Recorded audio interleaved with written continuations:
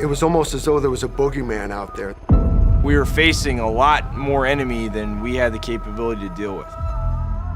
They dug trenches, they fortified houses. They were ready. We wanted to go. We were just waiting on the edge of a knife. When are we gonna get to go? The order is seize the city. RPGs, small arms fire from everywhere. Come on. I told him that I wanted to go, and he looked at me and said, "Sergeant, you're gonna die." The destruction is just horrible. The hardest thing about fighting this enemy is they're not afraid to die. If they're not afraid to die, then how do you fight them?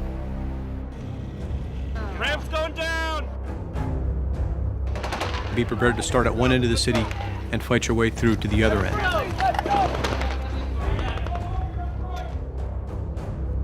There's firing going on, there are grenades being thrown in the house. It became hand-to-hand fighting, it was so close. Two selfless Marines run across this kill zone 4 times to pull Marines out of there.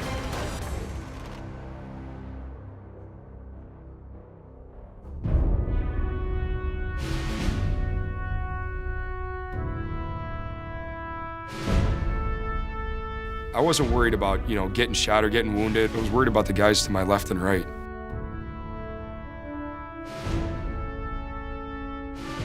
You always want to reassure these men that they've done their duty, because that memory is seared into their soul. They never forget it.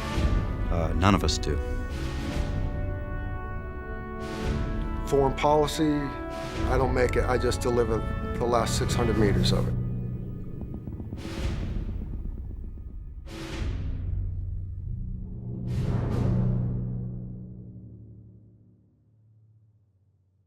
All right, so Michael Pack, welcome to the Former Action Guys podcast. Really appreciate you having on. You are the man behind 600 meters, or the last 600 meters, and then also Created Equal, Clarence Thomas, in his own words, a couple interesting documentaries that I think my audience would be interested in. So I really appreciate you coming on today. Well, thank you. I mean, I have been producing documentaries for many decades. We've done over 15 that have been nationally broadcast on PBS. The last one was the one you just mentioned, Created Equal, Clarence Thomas in his own words. And the new one, the upcoming one, is the last 600 meters, the battles of Najaf and Fallujah, which is coming out the day before Veterans Day, November 10th, which is also, as you well know, the 250th anniversary of the Marine Corps, birthday of the Marine Corps. And these were mainly, but not exclusively, Marine battles. Yeah. Sometimes the Army's participation in the Battle of Fallujah is a little overshadowed by the Marines, but, it is what it is, I guess. There are some good books out there that I've read from the Army's perspective. I think House to House was one of them, but I had to go back and check that. But, yeah, the other thing that when your rep reached out to me, I thought the documentaries themselves were interesting. But you've also been involved in the government side of broadcast and like Radio Free, Radio Free Europe, and then Voice of America, or Radio Free Asia, and Voice of America. And because of recently we had the defunding of that, so I'd like to talk to you a little bit about that as well. So we can start wherever you'd like, and we'll just kind of move around as the conversation goes. We can talk a little bit about my work for the government. I've worked for the government 3 different times in my life, but I think we should focus on the films mostly. We can start anywhere you want. You're the host. You pick, Justin. Well, let's go ahead, and I do want to talk about how you even got into production, video production, communications, that kind of realm. Was it something that interested you when you were young, or how did you find yourself in this world? Well, I've been running, I have 2 companies. Manifold Productions is the first company I started, and now we started a new company, Palladium Pictures. You can see the name behind me. And I started Manifold Productions a long time ago, in 1977, right out of college. And I wanted to make films to shape the way Americans thought about the world. And in particular, coming out of NYU Film School, a lot of my friends were making films that I didn't agree with, that were like pro-nuclear freeze and very anti-American, and I wanted to make, even though I liked them and they were my friends, I wanted to make the contrary films. And I was going to make documentaries for a few years, then go to Hollywood and make feature films, but those few years became decades, and here I am. It is always interesting when you're a creator and you're surrounded by people that you don't necessarily agree with, but you like enjoy being around, and you can appreciate their work as work, you know. Well, that's right, and you know, the film world and this documentary world in particular, but maybe even the media and culture more generally, is generally dominated by the left, and I'm generally, but not on the right, you know, a right of center, more conservative person. So, but I grew up on the Upper West Side of Manhattan, so I'm very used to being surrounded by, you know, blue state people and progressives, and I like them. These are still my friends, but yeah, I don't necessarily agree with them. And I think really the country would be better if there was a little more balance in the cultural products of America. And in my own area of documentaries, you know, this has been a renaissance of documentary filmmaking over the last few years. You know, streaming services, Netflix and Amazon, Hulu, HBO, have a huge number of nonfiction programming, period. They say up to 30% of their product, and really the money has been better and the quality has gone up, but they're mainly dominated by films that are either apolitical or clearly progressive. And I, as I say, have a lot of friends who are progressive filmmakers, and they make wonderful films, but America needs to hear multiple stories and multiple sides of the story. And a lot of it has to do not so much with bias in documentaries, but in what stories you choose to tell. You mentioned earlier that I made a documentary created equal, Clarence Thomas in his own words, which was Clarence Thomas telling his story his way. I mean, I do not pass judgment on him, but I don't think someone who hated Clarence Thomas would want to make that film. On the other hand, there have been like 4 or 5 films about Ruth Bader Ginsburg, who I think is worthy of documentary biographical treatment. But not only, you know, you have to hear both of these kinds of stories, and I think it would be better if there were more of a spread of ideas in the documentary world, as in movies and culture more generally. I 100% agree. I think anyone that ascends to that level of the political sphere or cultural sphere, I mean, yeah, there should be some kind of documentary, something that describes what, you know, how they got to that level, what drove them, you know, as both a lesson for people, and in some cases maybe a warning for some people, you know, depending on the subject. And I think you're also correct that there needs to be more information out there. And I think with how social media has grown, how things like YouTube have grown, the quality of electronics, today, honestly, you could film a very good documentary on your phone and take that video and turn around and edit it because of how high quality phone cameras are, and then produce it yourself and then release it on YouTube. I think that's kind of shifted the landscape. Go ahead. It has, but it's not so much the technology. Just like the less meters, it's not just the technology of warfare. You know, it's the training and grit of Marines. In some ways, it's parallel in filmmaking. Yeah, you can have the technology, but a lot of people don't have the training or knowledge to tell stories in a compelling way. And I often say that the sort of progressive side has a lot of training grounds. Film schools are often, you know, there are 4,000 universities in America, each have a film school, and a lot of them, you know, say their focus is social justice and progressive ideas. And so there's a lot of training.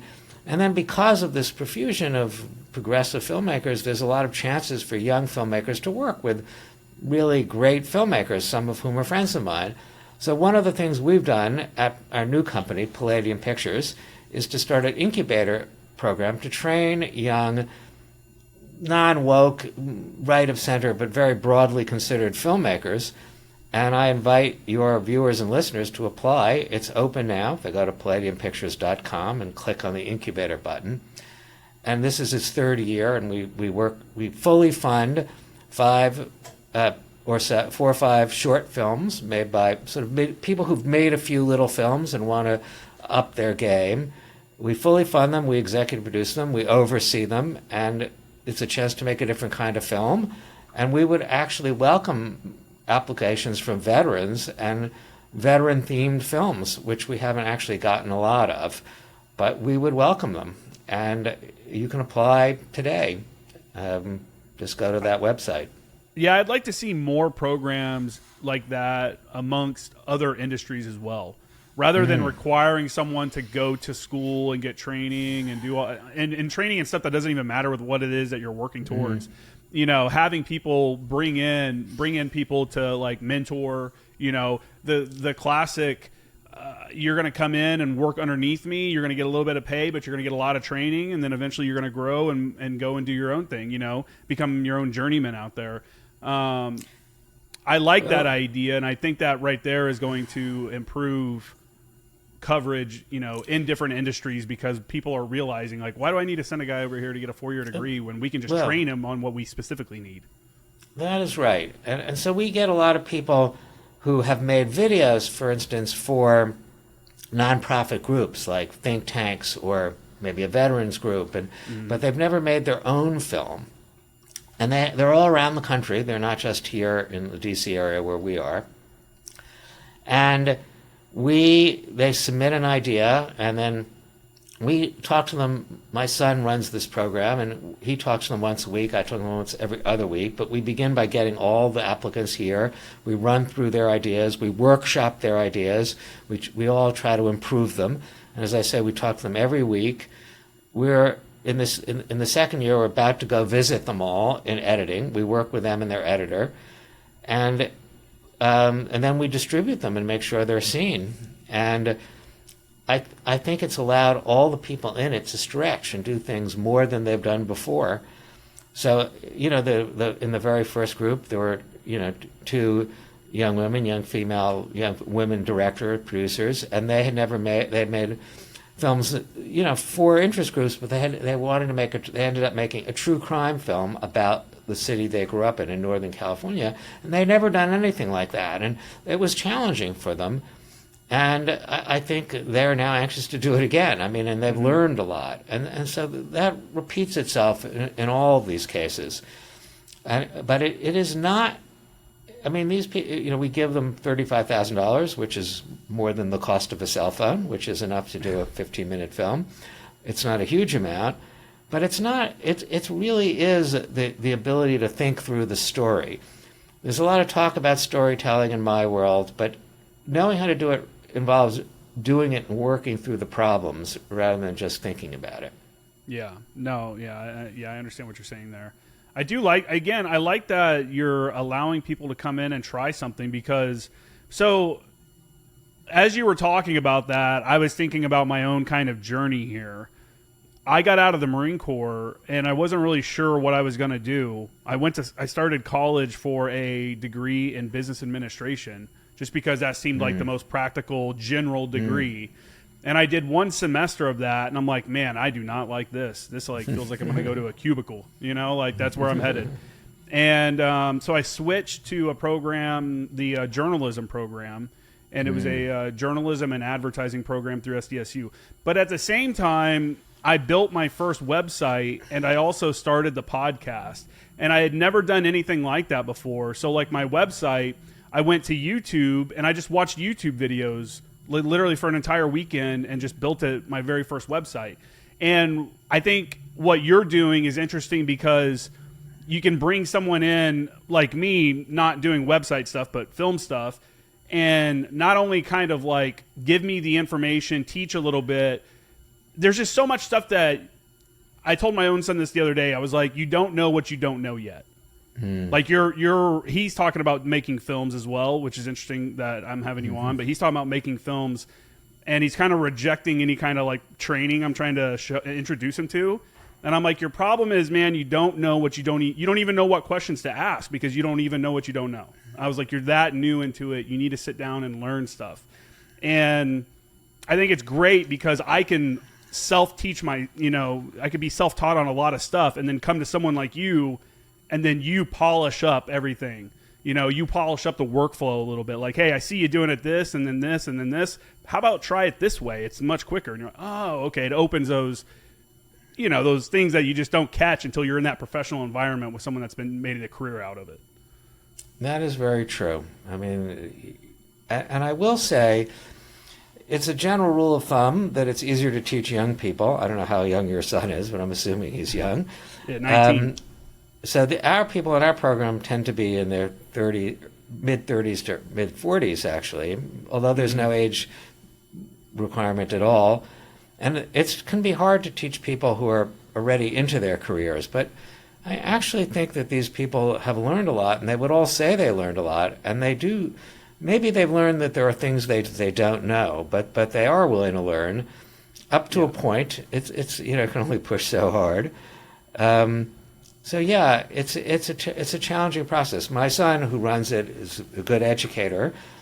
Not really my skill; it's really his skill. He studied educational entrepreneurship at Penn. He has a master's in Penn in it, and he's a natural teacher, and he's very good at getting people to sort of understand what needs to be done. But it's a challenging thing, and at some level people like challenges, and at some level they resist them. So it's a push and a pull. Yeah, for sure. So let's move on to these actual documentaries. I'd like to start with the Clarence Thomas documentary, because that's he's such an interesting character, or not character, but person within the government. And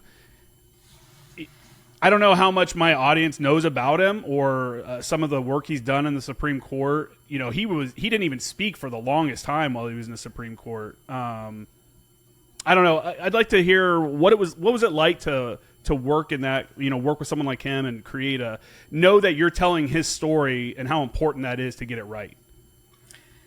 Well, we thought it really was important to tell his story. Because the other story, the anti-Clarence Thomas story, was out everywhere. And we didn't want to make it a hagiography, just a sort of puff piece about him. So that's why we had the idea of him telling the story directly to camera. He looks directly at camera and talks about his own life. So it doesn't really purport to give you all points of view. It gives you his point of view on his life. And he's a great storyteller with a wonderful, deep bass voice. And he talks about first growing up. I mean, he was born in Pinpoint, Georgia, a Gullah-speaking part of Georgia, so he sort of not really English even being his first language, in dire poverty. And then his father left before he could even remember. His mother left Pinpoint to go into Savannah, and they lived for a few years in real urban, as he said, they went from rural poverty to urban squalor. And they didn't have enough to eat. They were cold in the winter. Instead of going to school, he would just wander the streets of Savannah aimlessly. And that went on for a couple of years till his mother realized she couldn't take care of him and his younger brother, her two boys, and brought him to her father, his grandfather, to raise. And his grandfather was very poor, but not as poor as his mother had been. And he gave those two boys discipline and hard work, and he was a Catholic. This was in the segregated South. Savannah was still segregated, and so Clarence Thomas had to put up with that too. And his grandfather sent him to Catholic school, and the nuns gave him discipline and hard work. And Clarence Thomas thrived under that. He did really well in school. He's a brilliant person, obviously. But then the sort of 60s came, and he rebelled against it all. He rebelled against his grandfather, he rebelled against the nuns, he rejected his Catholicism, he became very sympathetic to Black Panthers and Black Power movement, and, then he went off to college, to Holy Cross in Massachusetts. And gradually, we tell the story in the film, through a series of events, he saw that those new ideas he picked up were sort of shallow and false, and he came back to the Catholicism of his youth and his grandfather's more pro-American values. This was the era, since this is a veteran show, of the Vietnam War, and his brother went to Vietnam, and Clarence Thomas initially had contempt for all that. And his brother said, if you don't like America, go live somewhere else. That kind of fight that people my age remember happening during the Vietnam War. And Clarence Thomas was on that side against his grandfather and his brother. But eventually he came back, and now he refound his faith. He refound his faith in America. he kind of reaffirmed both his grandfather and brother and their values. Went off to Washington, went to Yale Law School, then went off to Washington, worked in the Reagan administration, and as a black man in the Reagan administration, he was ready, always under attack. He's Uncle Tom, he's a traitor to his race, and that attacks went on to his work in the Reagan administration at the EEOC and elsewhere, and then finally, he's appointed to the appeals court, and then nominated to the Supreme Court. He has that controversial battle with Anita Hill. She accuses him of sexual harassment, which he denies, and you hear it from his side of being what he considers a smear job, an attack on him, and he gives a famous speech about a high-tech lynching, that's what was going on the part of the Democrats, and finally he's confirmed, and he has a very distinguished career in the court, standing for originalism and a close reading of the Constitution, and it's a controversial, eventful life, and he tells it well, and that's what the film does. It was in movie theaters just before COVID, until COVID knocked it out of movie theaters. It was also nationally broadcast on PBS and then streaming, and it's available on Amazon, and you could find it through our website, our first website, manifoldproductions.com. And also, before that, on PBS, we had another one of our military films, which we should maybe talk about too, before we get to the last 600 meters. And that is, we did a biography of Admiral Rickover, who's a different kind of military hero. So first off, with the Clarence Thomas stuff, I knew about his poor upbringing and some of the stuff that he worked through, but I did not realize that he jumped over and was with the Black Panthers and all of that. That's something I've never even heard that before, which is pretty wild. It's interesting, and it's just kind of an example of how people's worldviews and points of view shift as they receive more. One, they mature a little bit, they receive more information about topics, and it's just no one trying to lock somebody in one kind of perspective is never a good idea. Because you never know how their thought process is going to change over time with new information. Yeah, I'm making a lot of biographies. Most people are more complex than you think, especially those that have achieved the peak of their profession from whatever side. You don't get that way. You don't get on the Supreme Court without having a lot to say and being a brilliant man or woman. And yeah, he's a more complex figure than people thought. And we were very happy that PBS broadcast that film. I mean, a lot of PBS viewers do not like Clarence Thomas, but we have tried in our films to reach out to a broad public, not just a narrow part of the political spectrum. And PBS has done that for us. And my wife, who's my business partner, likes to say that we got a lot of calls from people who said, I watched the film, I didn't like Clarence Thomas before I watched it, I don't agree with him now, but I think I understand him. And that's success for that kind of documentary. Yeah, for sure. I mean, adding context, letting people... That's the problem, is so many people are making judgments about people they don't even know, they know nothing about, they know nothing. All they heard was a headline that they disagree with, and they're like, that person is the worst ever. It's so again, I think these kind of documentaries is really important, and what an interesting opportunity to get access to a Supreme Court justice. I mean, I can't imagine that comes about very often for many film producers. It was really a privilege. We interviewed Justice Thomas for over 24 hours over a 6-month period, and his wife Ginny for 6. And no Supreme Court justice has ever given that amount of interview time to anyone, going back to the beginning of the Supreme Court. So it was really a privilege. It was an honor. I mean, he had, of course, no editorial control, so it was a lot of trust on Justice Thomas's part. But he understood that our purpose was to have him tell his story from his point of view. So we cut it to make it the most articulate version of his point of view, and my own point of view is not there. I can hear me off camera asking some questions, but it's really his story. Yeah, no, I really like that. I really enjoy it. That's kind of what, obviously in a different format, I wanted with this podcast. So when I got out of the military, 2018, podcasts were kind of becoming a bigger thing, and I was one of those people me and my buddies can make a podcast. But I kind of really believed it, because I was like, all my friends from the military are like JTACs, and they've all done this crazy stuff throughout the war years that no one will ever know about unless it's recorded. You know, maybe their family and friends, maybe in some cases. And I thought it was important to get those stories down because unless you become a general or a Supreme Court justice or the average Marine veteran or soldier or whatever is not going to have a documentary made about them. And I thought this is a really good opportunity for them to tell their story. I think it's important for the American public to understand where they're sending their sons and daughters and what they're actually doing when they send them to those places. I think it's important for the American taxpayer to understand where their money is going, where it's being spent, how we're spending it. And I think it's also important for those individuals to record their own history so that maybe one day their great-great-great-grandkid will find an archive and they'll find this video clip of them talking on my podcast and get to hear them tell their story about what they did in Iraq or Afghanistan or, you know, whatever. I completely agree with that. I mean, I think that's part of our purposes with the last 600 meters, and I think it's very important to preserve their stories, and I think we should all salute that effort, especially as we get closer to Veterans Day. Yeah. So what brought about the last 600 meters then?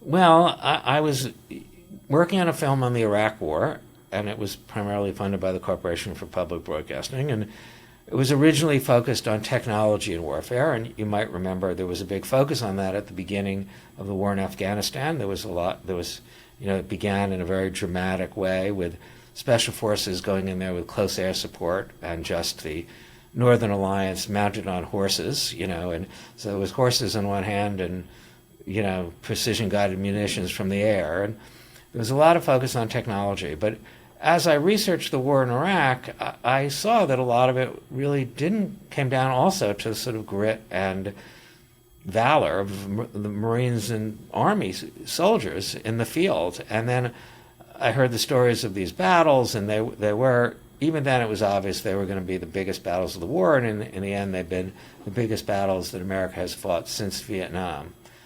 And really, the first Battle of Fallujah and Najaf are often neglected. People, for some reason, solely focus on the second Battle of Fallujah. But we focus on this 6-month arc. And I think that's a crucial time and very revealing about the face of that kind of war. Yeah, and you're right. The second Battle of Fallujah overshadows a lot of stuff in Iraq, a lot of things that happened. That's a lot, I think that's the first thing a lot of people think about when you start talking about the Iraq War, because it was such a big deal. There's a lot of pride in the Marine Corps, over it. Both the first and second battles. The first battle, I know Marines that were in that, and I know they were pretty bitter about the entire situation because of. You know what? Let's start from the beginning. Do you want to give background on the first battle, or do you want to? Where would you like to start on this? Because I'm kind of jumping in the middle, really. Well, I'll give a little background. Although I beg your viewers and listeners to watch it rather than listen to me. I mean, the whole point is the people there are the better storytellers than yours truly. But the first Battle of Fallujah began in end of March, April of 2004, when 4 Blackwater contractors were killed, burned, dragged through the streets of Fallujah, and 2 of them were hung from a bridge in Fallujah, and people, including children, danced and celebrated, under their charred bodies hanging from the bridge. And the image was so horrific that, against really some military advice, it was determined that America, for its sort of dignity or whatever standing in the world, had to clear the city. And Marines were ordered to take the city of Fallujah. And they began that process, as you just implied, only to be told to stop when, and this is a typical insurgent tactic even today, the insurgents were able to sort of get these images of Marine Corps, of the kind of intense kinetic aspect of the fight and make it look bad and get it out on their own media sympathetic to them, like Al Jazeera.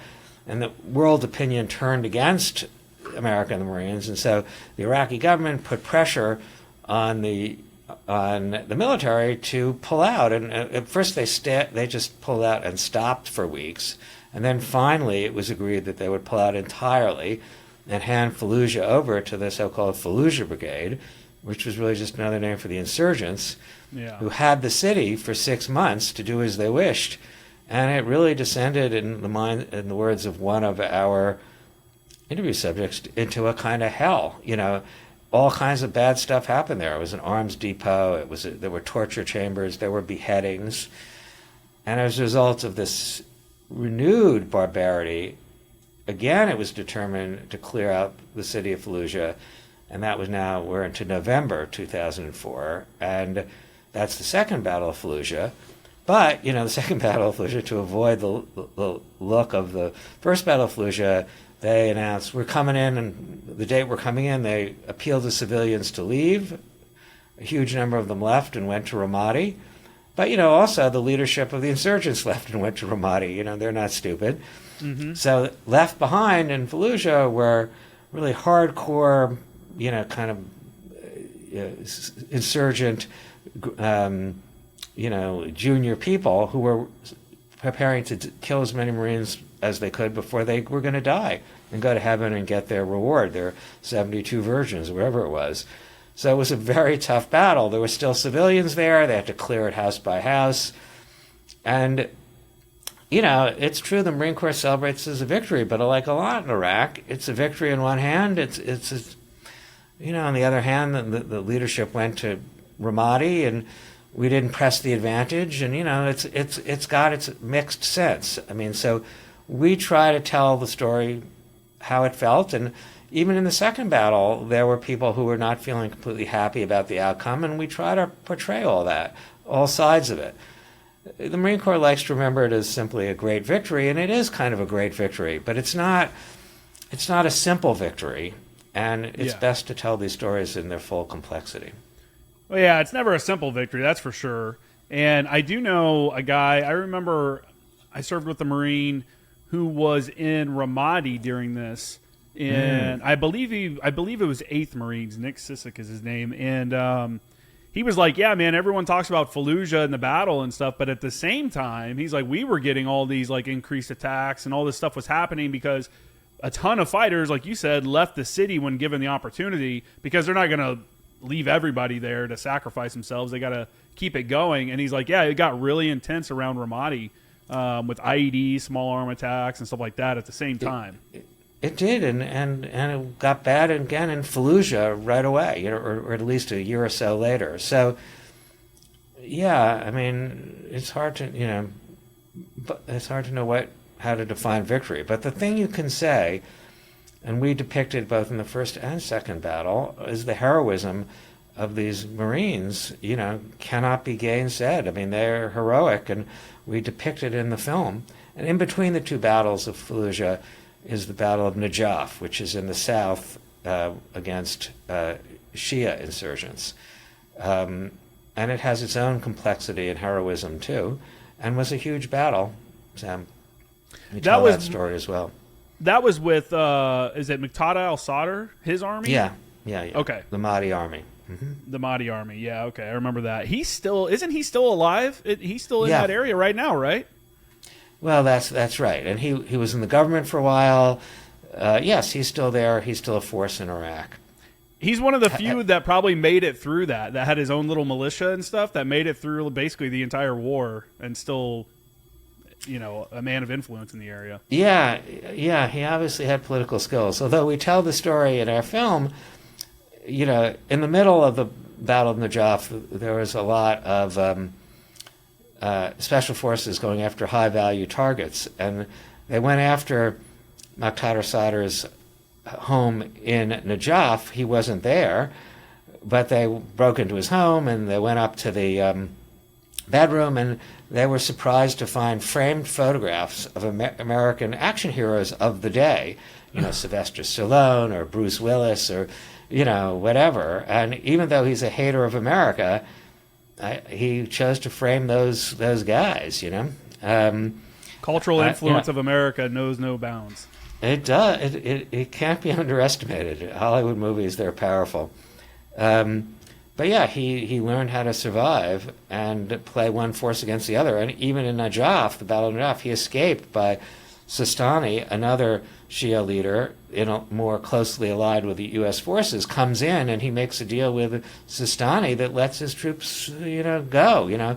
So they were hoping to finish off the Mahdi army in Najaf, some of the Marines, but they escape again. And as you say, he's there now, and it's not as if he hasn't shouted anti-American things and killed a lot of Americans. So it gets to be a complex thing. As one of the officers said in the first Battle of Fallujah, we were killing them one day, then suddenly we're working out we're making a truce with them and we're making a deal. But as they said, what's a few RPGs between friends? Yeah, for sure.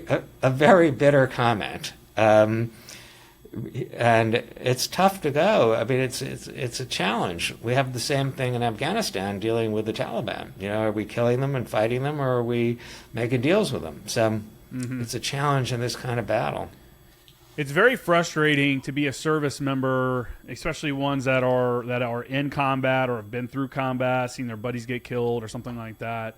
It's very frustrating to hear politicians talk about the situations, because you're like, man, you're talking about this in like a very off the cuff, like it's nonchalant manner, when this is something that really affected me, my friends, my family now, that who knows how many Iraqis, and it's sometimes you can understand the political decisions have to be made. It's a big picture, you really have to understand the big picture.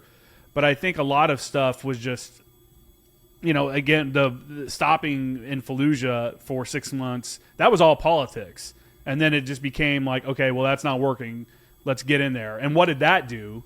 That created a situation that made it much more dangerous for the Marines that were going through, where if they would have just let them continue, from my understanding, and you can back me up on this, I don't remember, I think they had already cleared like half the area or maybe even more. It was a pretty good amount by the time they stopped them during that first Battle of Fallujah.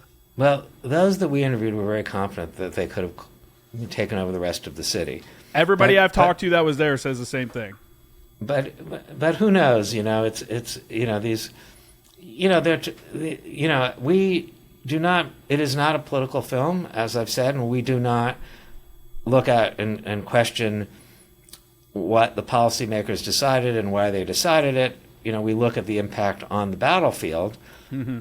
But I will say, I'm very sympathetic naturally to the Marines. I interviewed them; they're in my film.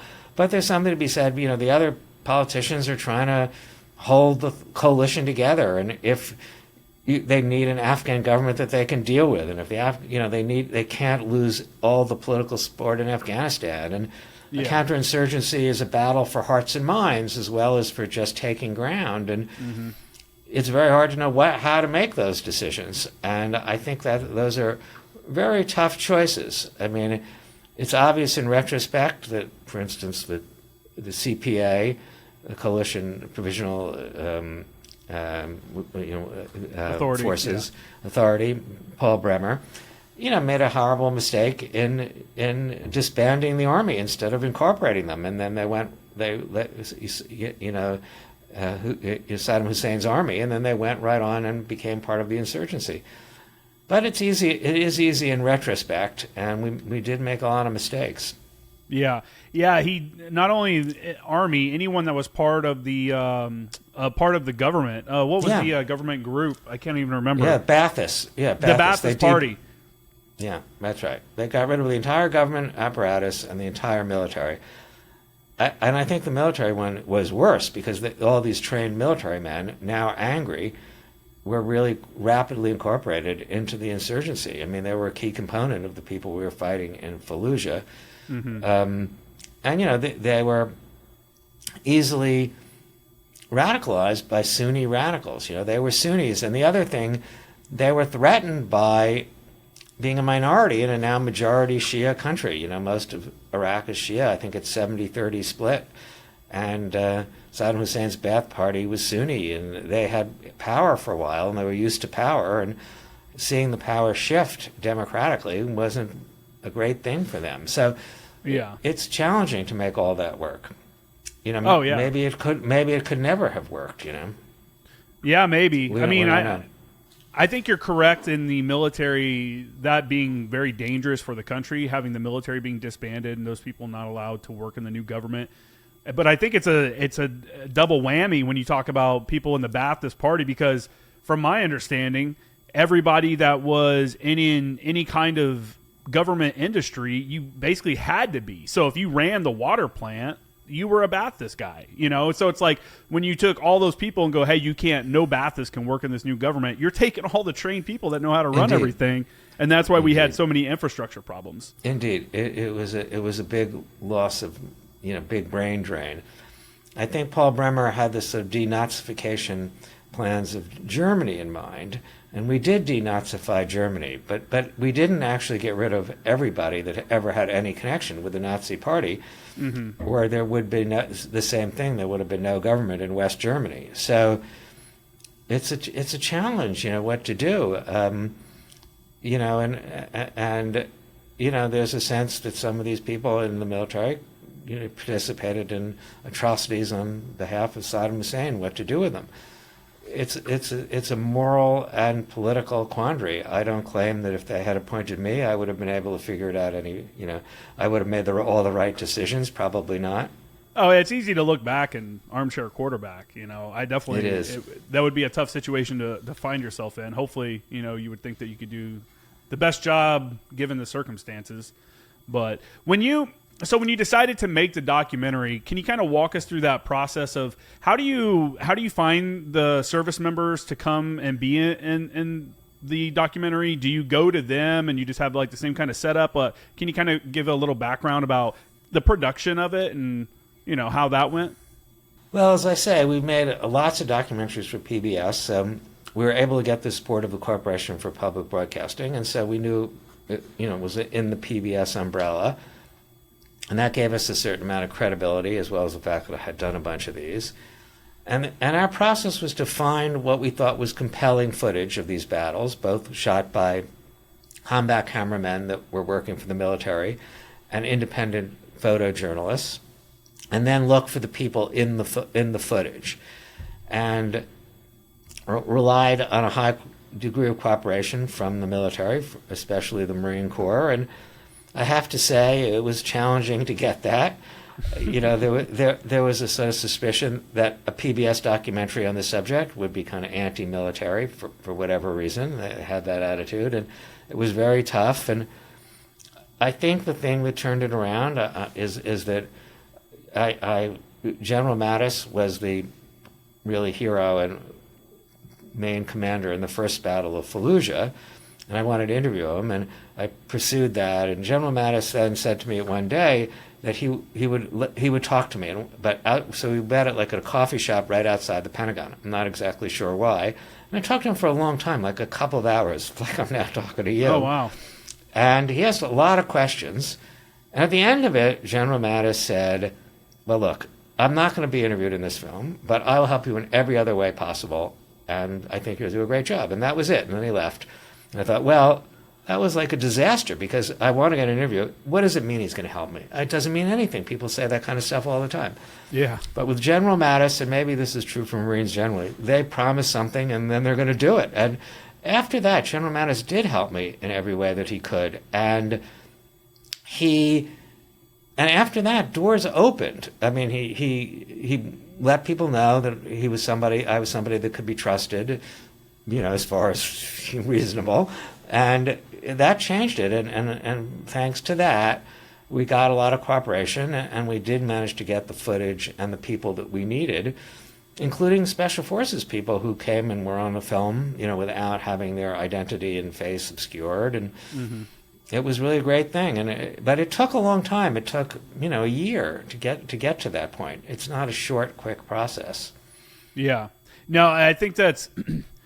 It's probably not necessarily that they, I would say that they're afraid that it would be like an anti-war. Yeah, I mean, maybe, I guess somewhat, you're right there on that.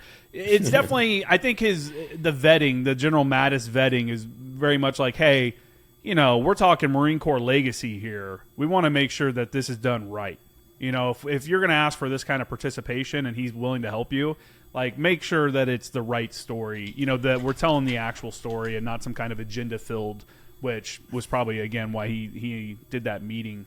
And he wrote, I think, the nicest thing anybody's ever written about any film I've done. I think you might have seen a part of that quote in the press release.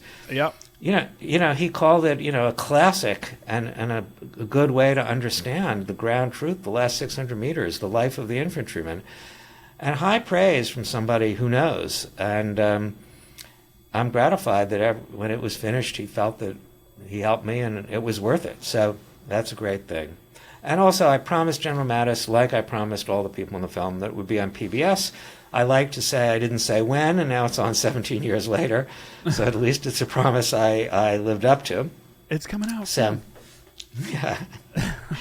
So General Mattis's quote he said, "The last 600 meters reveals the infantry's world as it has seldom been seen by those who have not experienced it. This film, uncaptured by politics or ideology, reveals the most bruising ethical environment on earth and the character of the young men that our nation sends in harm's way. It's infantry." So, I mean, high praise. General Mattis, people mostly love him. There is some hate out there for him. You can see that in the comments of some of the videos I've done about him. But my view about General Mattis, not that it matters, is whatever you think of him as Secretary of State, Secretary of Defense, or whatever you think of his politics, he was a great general, a great battlefield general. Very few people disagree with that. And so his comments on a film about Fallujah are pretty definitive, I think, whatever you think about other things about him. Yeah, 100%. And that's, that people that can't separate, I mean, that's two different things. Him in the political world and him as a military leader. That's two different things. And I understand that generals are politicians as well, blah, blah, blah. But he's a general that literally was in combat, led his Marines in combat operations. So you got to give the guy props. And again, he's a legend in the Marine Corps. What an opportunity. I'd love to meet General Mattis. What an opportunity to just be able to sit down. Anybody of that level, that caliber, it's such a gift for them to even not recorded, just for you and them to be able to sit down and have a 2-hour conversation and give you that much of their time to kind of pick their brain. And wow. It was a great thing that he did. I'm not sure what persuaded him to do it initially. And I was picking his brain, but he was really kind of quizzing me too. So it didn't feel, it wasn't just granting an interview, but it was a privilege to do that. And actually, during the course of the film, if ever I needed anything, I had his email, and he would respond within an hour. Once he would say, "Well, I'm about to go into a battle, but I want to let you know this." And I go, "Well, why are you bothering to respond to me, General Mattis? How about wait a day or two?" Yeah. But he was really all night long, get rid of all these things. No one, even Michael Pack, too small to deal with immediately. So that was a good thing.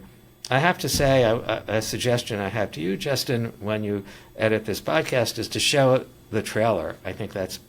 I was thinking about opening with it, actually. I think that's. Yeah, I was thinking about opening with it. Because I want people to know you're not my normal guest. Normally, I have military people on. I have veterans. I have had some embedded journalists that were in combat zones come on. But I thought your perspective would be interesting because you are documenting this history. You're discussing intimate details of combat and operations with guys that were there. And for me, it's not as big of a deal, I guess, because I sit down. I was in for 12 years. That was shop talk. A lot of this feels like shop talk when I'm talking to other combat veterans, because it's like, we get it. We understand when you talk about this thing or you describe it in a way, I understand why you described it that way, or and I think it's interesting when someone who wasn't involved in that creates like a documentary, and they do a really compelling job of pulling the stories out, because it's hard.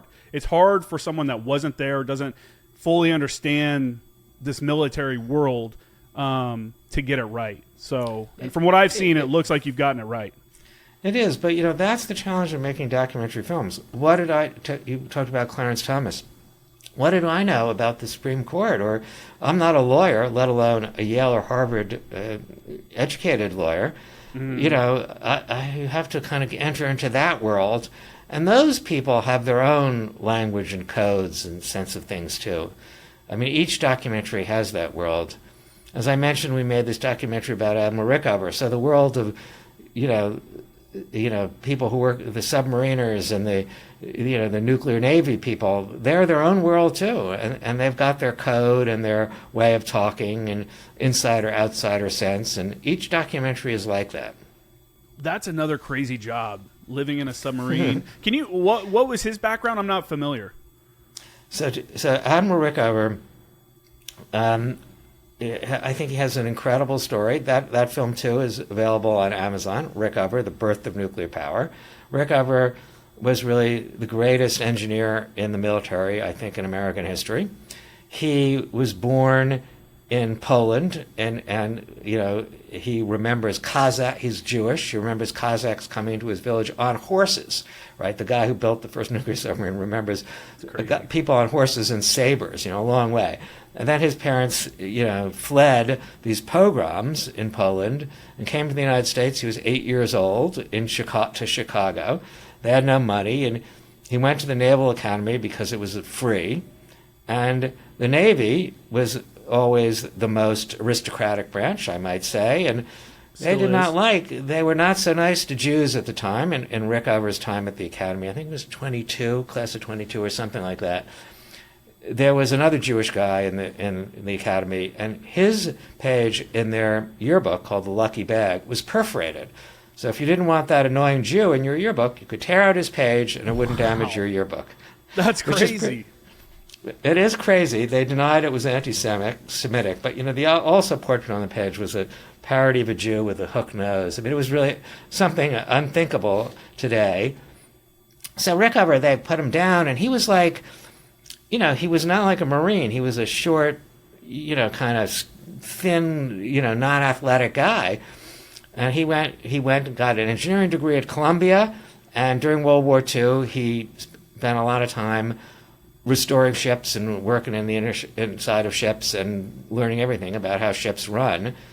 And then after the war, he had this idea that the Navy everyone knew that nuclear submarines were a game changer, because diesel submarines, World War II submarines, could only stay underwater for an hour or two. I mean, they were really the most dangerous thing in World War II, more dangerous than fighter pilots. There were a huge number of these people were killed because they have to surface, and then once they surface, they're like sitting ducks. They've got no maneuverability or power, and a huge number of them died. So a nuclear submarine could stay underwater, for months and months at a time, indefinitely, really now. And it's much quieter because it doesn't have that loud diesel running. It's quieter, it can go deeper, it's easier to hide. And so everyone knew it would be a game changer, but people thought, well, it would take, decades to develop peaceful nuclear power, nuclear power for energy. And people like Robert Oppenheimer, who is the genius behind the Manhattan Project, was one of those people. Well, we won't do this for a long time. Rickover said, I can do it in 8 years. And he created a group inside the Navy against a lot of opposition from the Navy that was going to do it.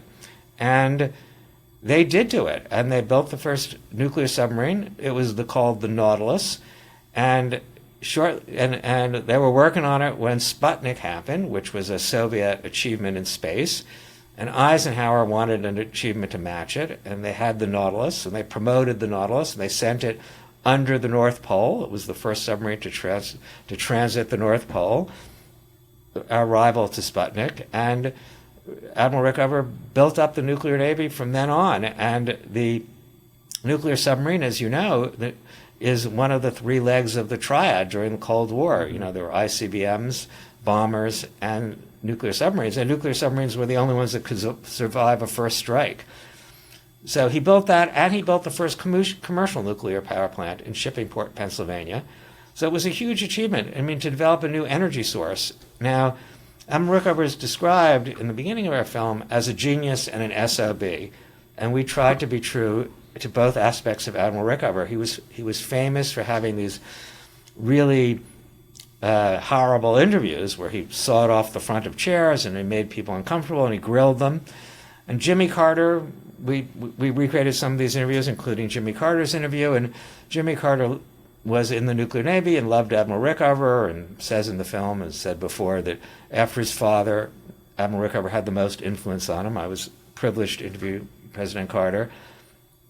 But, then Admiral Rickover had to deal with the fact that even under President Carter, who brought in anti-nuclear people into his administration, nuclear power was under attack. And finally, Rickover was sort of forced out during the Reagan years. And it's a great story. But the key thing is, here's somebody who, in the American military, under the auspices of the Navy, developed a new power source. That doesn't happen every day. No. And the people who did it never forgot. I mean, one of our key interviewers, Ted Rockwell, who is one of his technical directors, said, I knew what it took to do what he did. I just wasn't capable of doing it. I wasn't willing to piss everybody off and put everything on the line. And he's an amazing character, very different from the people in the last 600 meters. It takes a lot of different kinds of people to make a great military. And you need these kind of maverick engineers like Admiral Rickover, as well as the heroic and very tough Marines in the last 600 meters. So it takes a lot. That kind of, having military members, there's such a diversity of thought in the military, and then when you bring all those people together and put them in these tricky situations, there's a lot of good ideas that come out of that, and there are some bad ideas. But I remember earlier in Iraq, I want to say probably 2007 or so, maybe 2008. There was a Marine combat engineer that submitted an idea for mine rollers on the front of vehicles, and that was they had not had that before. It was just up armored the vehicles and hope for the best. Well, this Marine engineer was like, hey, why don't we try this? I think he was like a farmer or something, and he knew, hey, we put plows on the front of stuff, or we put on the front of the combine. We got this thing that reaches out. Why can't we just put wheels instead of blades and have it run over the mines first?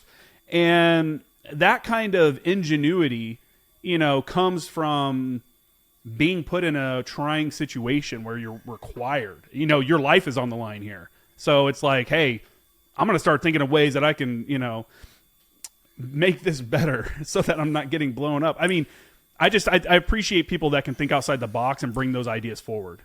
And I think this is yet another subject, but I think that's very important for the military today. It's been very hard to innovate in the military. Even for Admiral Rickover, he had to do it against the wishes of every single CNO, Chief Naval Officer, in his life, and the military brass opposed every time he got a new star, from the first star to the fourth star. It was opposed by the military. He had to go around them to Congress.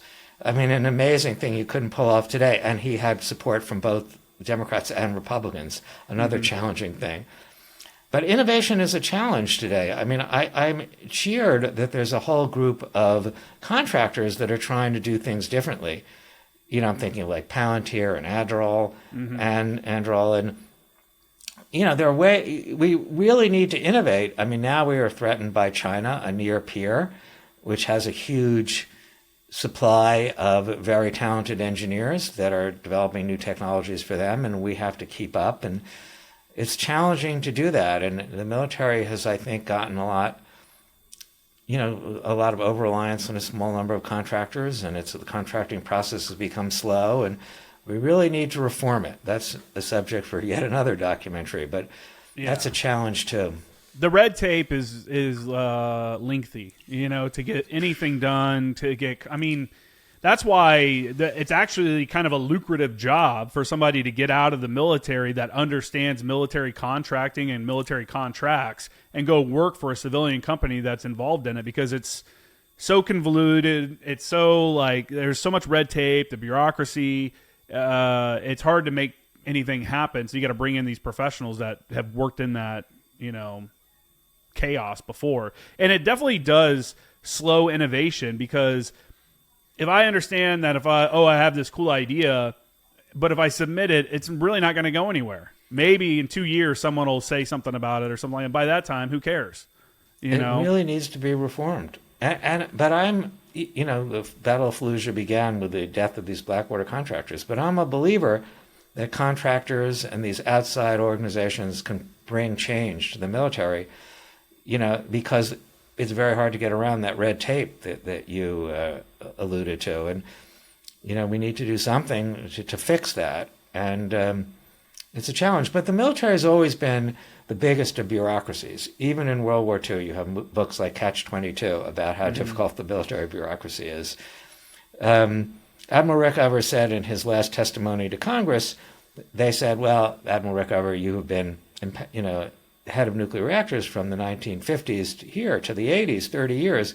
What have you learned? How can we fix the Defense Department? And Admiral Rickover said, I would divide the Defense Department at random into three equal groups, pick them at random. And the first group would write suggestions in longhand to the second group. The second group would respond in longhand back. And the third group would run everything. And they said, well, that's, obviously that's a joke. He's saying it only takes a third of the people to run the Pentagon. Yeah. And that was back in the 80s. I mean, everyone has had that sense. But now that we face China, we have to take it seriously and find a way to innovate. And that's a challenge for other people, and it's a big challenge. I think, I believe this administration, they're wanting to thin out the general ranks.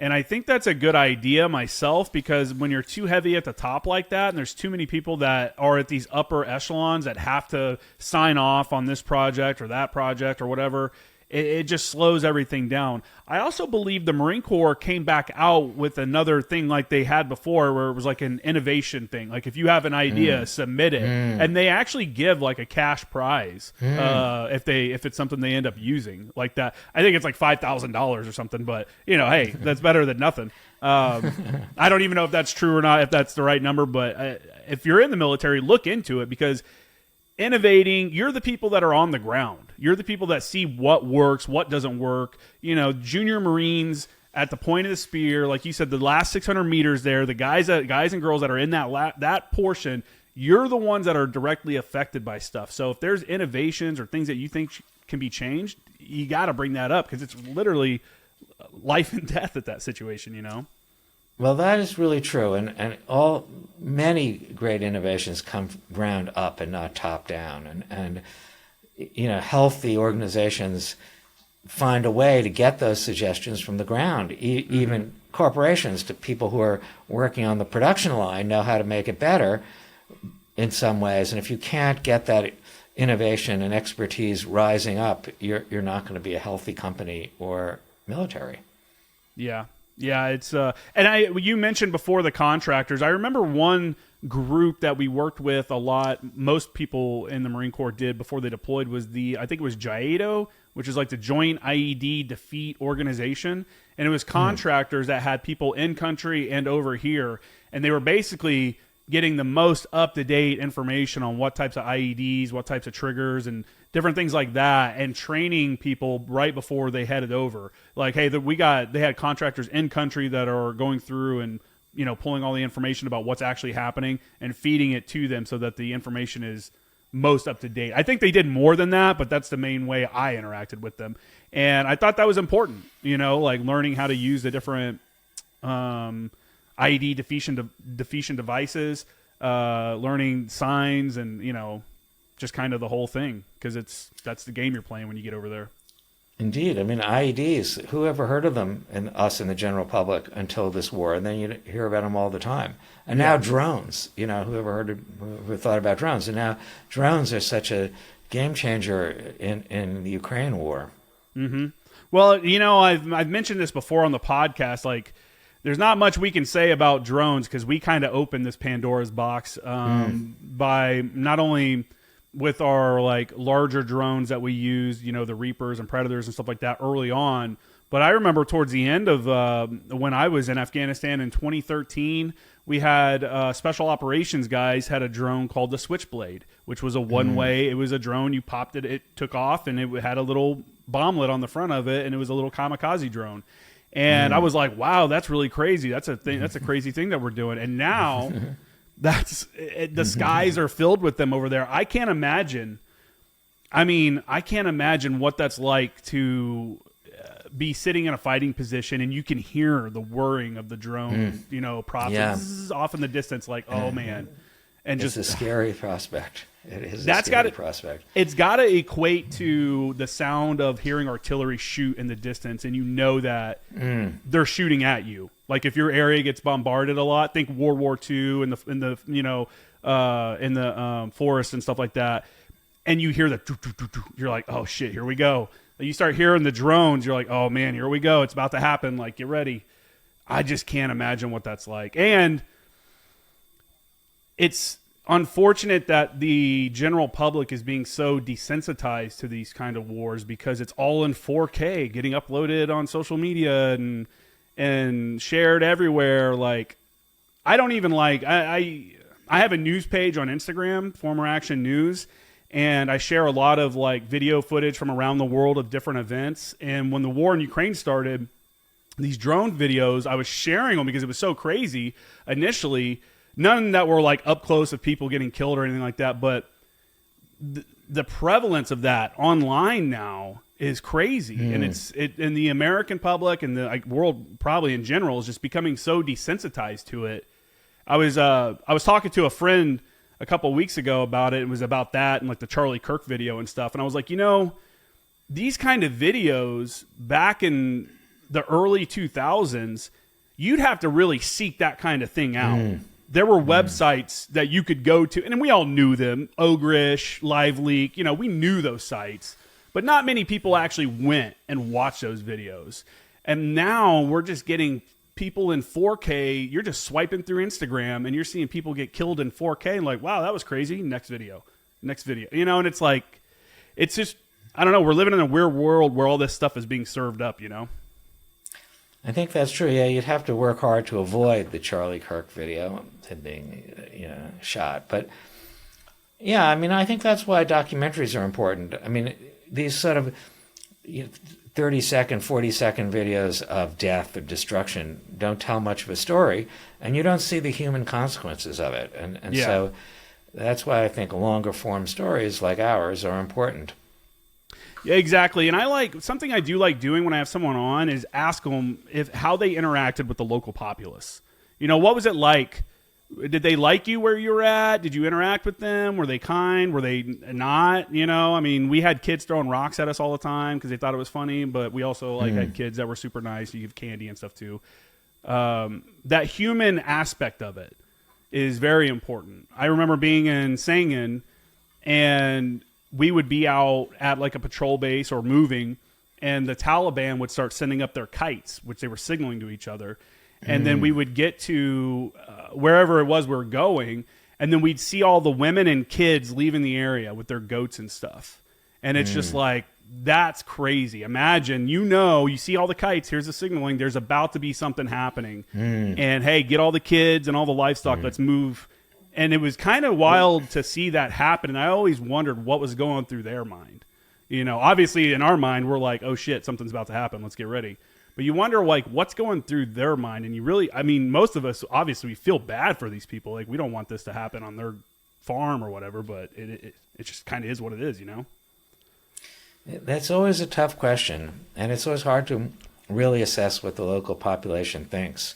I mean, we have, in our new company, Palladium Pictures, we have a partnership with the Wall Street Journal, and we're doing a bunch of short documentaries. We've done 2 already, and we have 3 in post-production. And one of them is about the withdrawal from Afghanistan. And that's our only military one. And yeah, I mean, you know, the Taliban swept through in the end, and everyone made deals with them, but how happy are they now? Now that the Taliban is in power and they're living under Sharia law and women aren't getting educated, and, you know, the Taliban's gone back to harboring terrorists like Al-Qaeda. I mean, and how good is that for the population? I mean, it's, you know, who knows? You know, it's really, it's a tough thing. It is a tough situation for them. And it's unfortunate when you look at it and you're like, man, there was such an opportunity here for you. Indeed.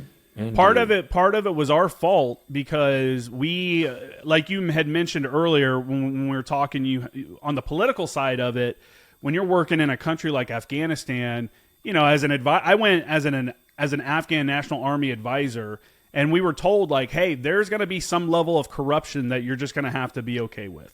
Like, it's just, that's how they operate. That's how their culture, that's it. So you can either accept that and maybe get something done, or be mad about it and maybe not get anything done the whole time you're there. And I think that was okay to a point, but then we accepted too much. We allowed them to do too much. People talk about how the country fell so quickly.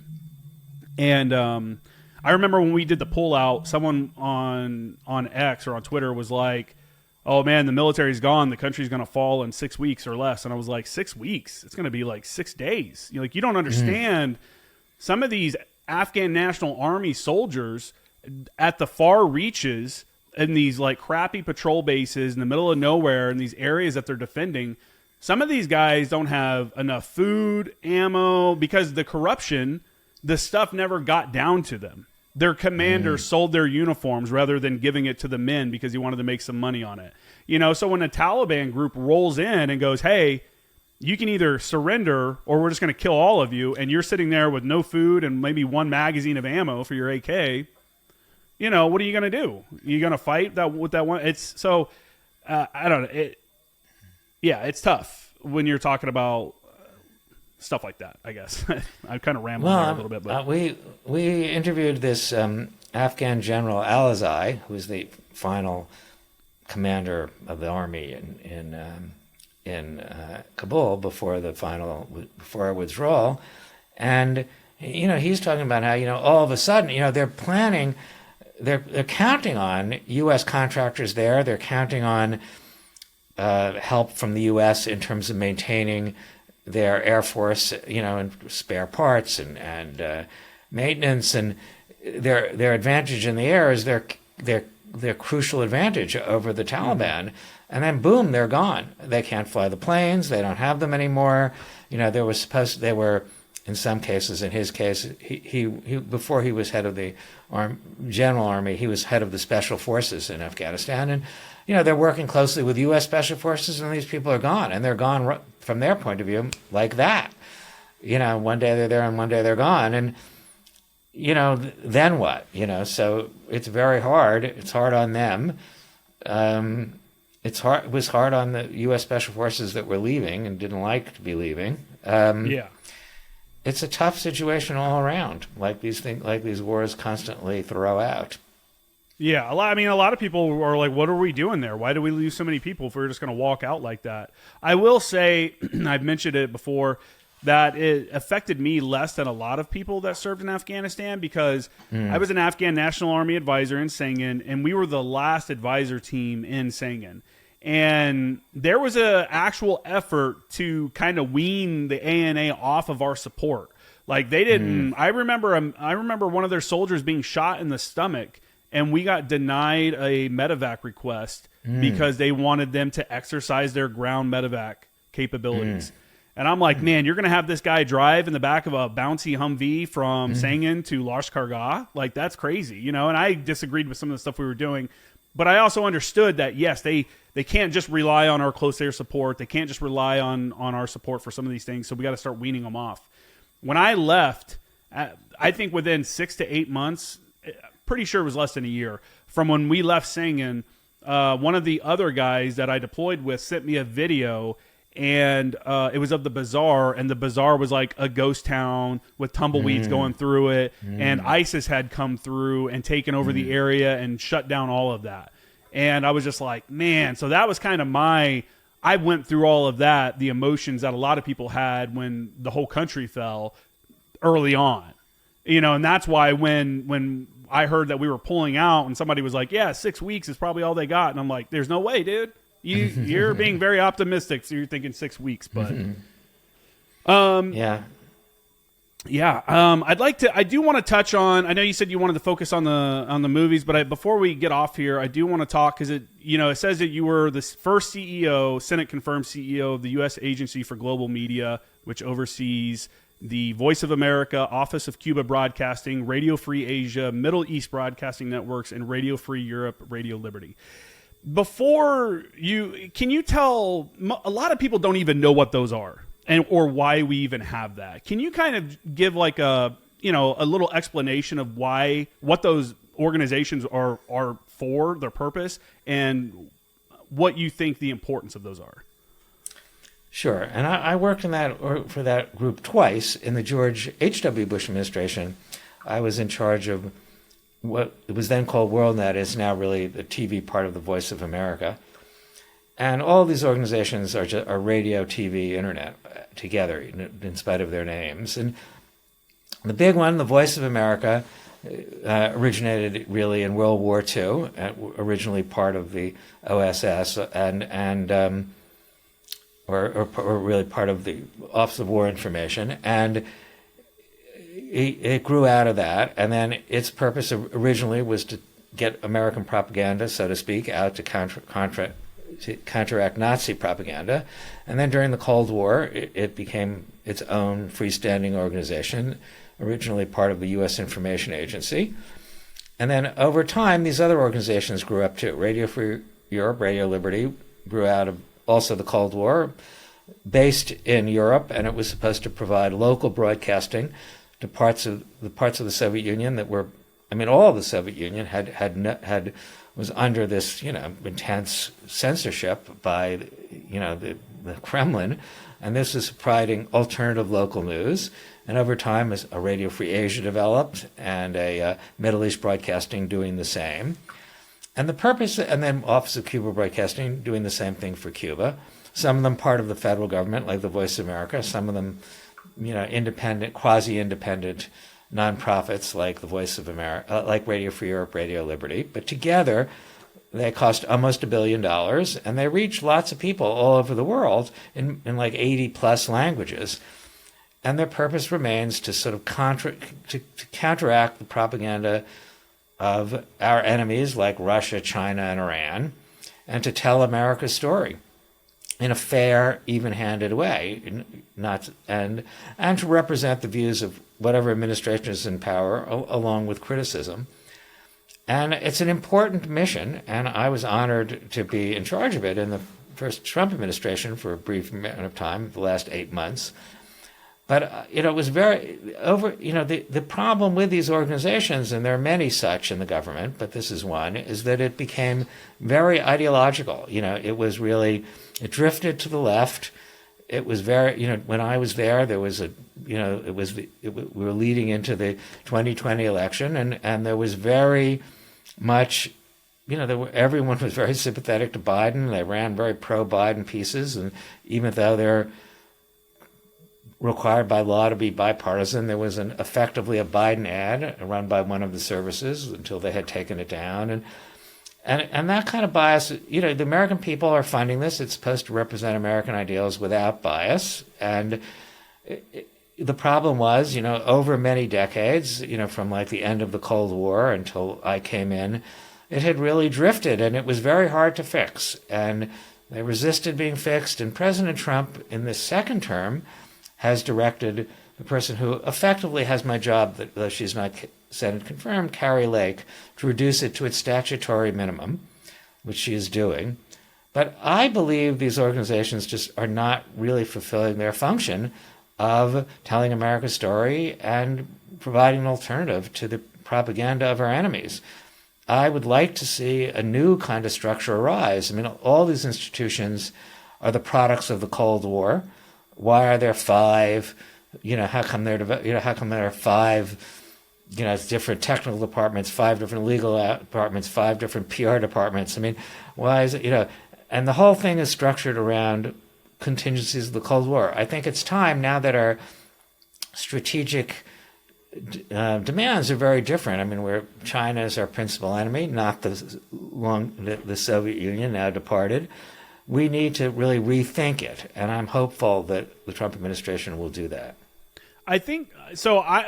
That kind of avenue of putting information out there, I believe, is important if used properly.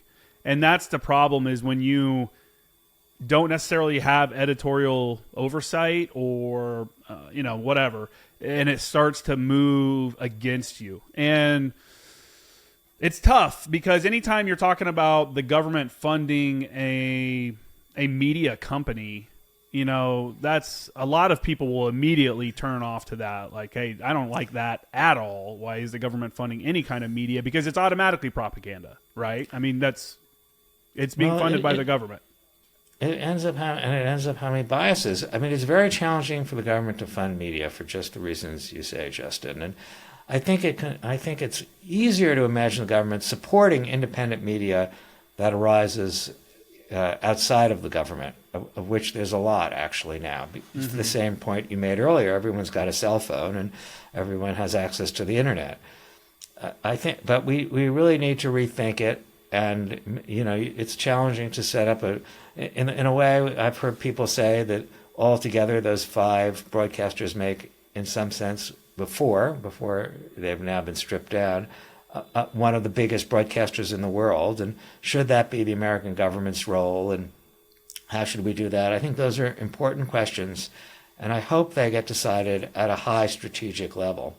Yeah. When I first went to work, the Voice of America was part of the U.S. Agency for Global Media, was part of the U.S. Information Agency, which had a deeper connection to the State Department and U.S. foreign policy. And if Americans are going to spend $1 billion, it has to have some connection with the goals of the U.S. government. It can't just be another CNN. We already have CNN, and it's available in lots of the world. And it's so different than the Cold War when, you know, the Iron Curtain was literally a block to information crossing there. Whereas now there's a flood of information, including the misleading information and lies and false information. So it's a different kind of media picture, and I think different kind of organizations are needed for it. Yeah, I agree with you. The media landscape is so much different now. I've talked about it here about people joining the military. I always talk about how, you know, when back in my day, when I was going to join, it's like if you wanted to know anything about the military, you had to find a book about it and read about it, or maybe the Discovery Channel would put out a documentary about a one's force or something that sounded cool, and you're like, I want to do that. Now there's so many social media channels. There's literally a social media channel for pretty much every unit. Now people can know exactly what the job is that they want to do, and even go, you know what, I like how this unit runs their stuff. Look at their Instagram page. I hope I can get stationed with those guys.